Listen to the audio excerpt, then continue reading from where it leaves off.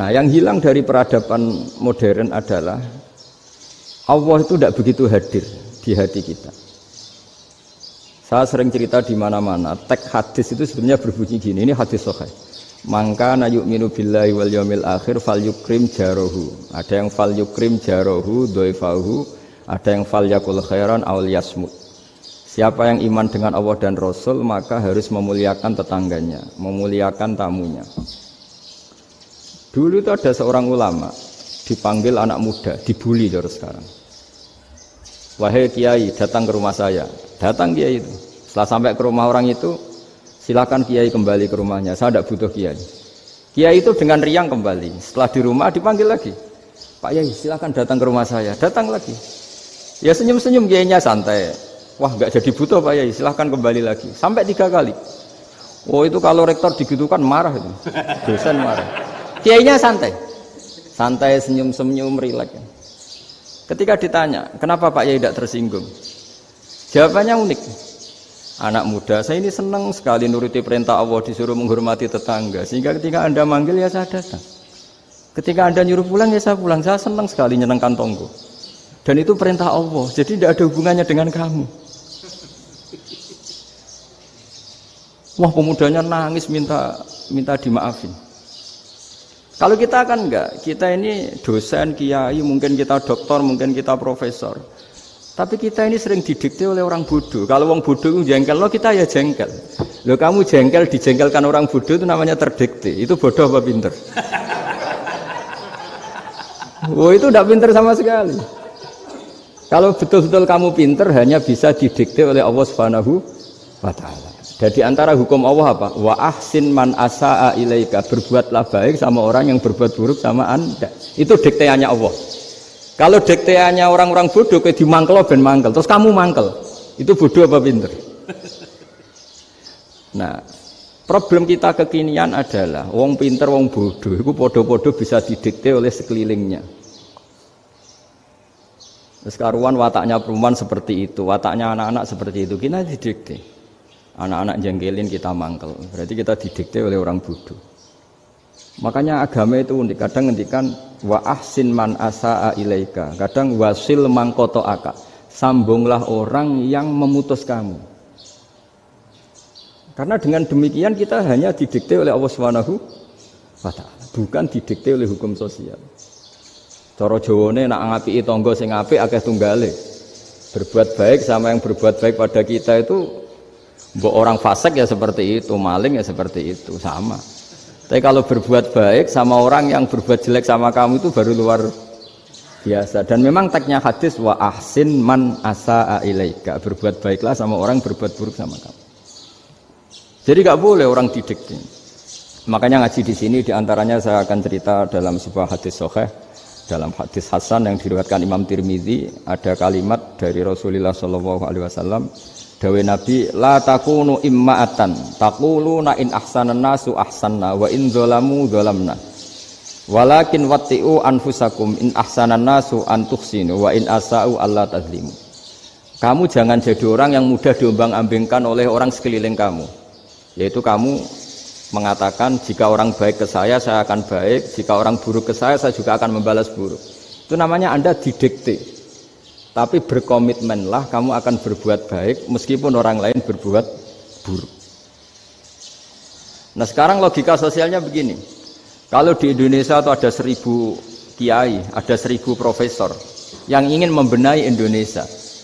Rata-rata orang awam itu semau gue. Terus mereka mendikte kita. Perilakunya enggak simpatik, perilakunya jengkelin. Terus 1000 profesor ini ikut jengkel. Itu kira-kira jadi solusi apa goblok bareng?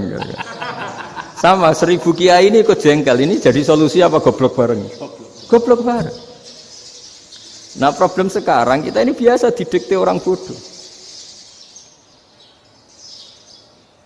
Nah makanya ciri khas orang muslim itu kata Nabi mangkana yu'minu billahi wal yaumil akhir.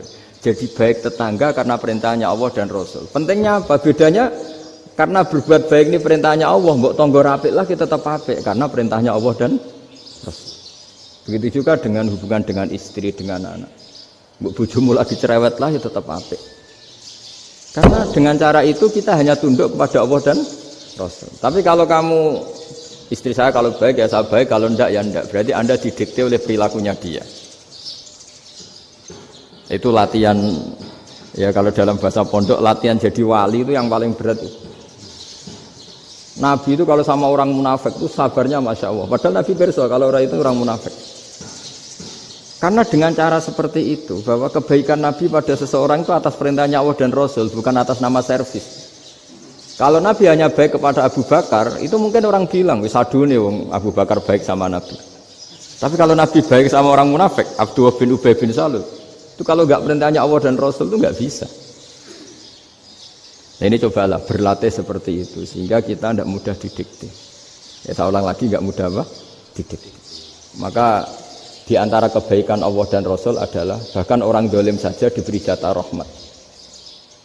Makanya tadi seperti mukadimah yang dibaca Pak Haris tadi, agama ini rahmatan lil alamin. Orang yang dolim saja dapat jatah apa? Rahmat, apalagi yang soleh. Nah kemudian yang perlu dicatat, kenapa kita menjadi enjoy dengan Islam? Islam itu adalah agama yang tidak didikte oleh materi. Jadi kalau Anda ingin makan enak, mungkin kalau pikiran kebanyakan orang, anak-anak muda yang milenial, yang gaul, ingin makan enak ya makan yang disukai. Misalnya sate atau bakso Malang atau apalah. Kalau orang-orang yang jadi wali gak gitu cara berpikir. Ini yang masih orisinil. Ditanya, ini dunia baru kesulitan makanan, baru resesi. Cara makan enak gimana? Jawabannya lucu. Ya gampang, idamuhu alju. Idam itu lauk. Kalau kamu ingin makan lauknya paling enak apa? Alju. Kamu harus lapar banget. Sampai kalau puasa itu melihat tempe itu wah luar biasa. Tapi kalau kamu nggak puasa, air putih itu nggak menantang. Tapi kalau puasa, tempe air putih itu menarik dan Anda tetap lahap.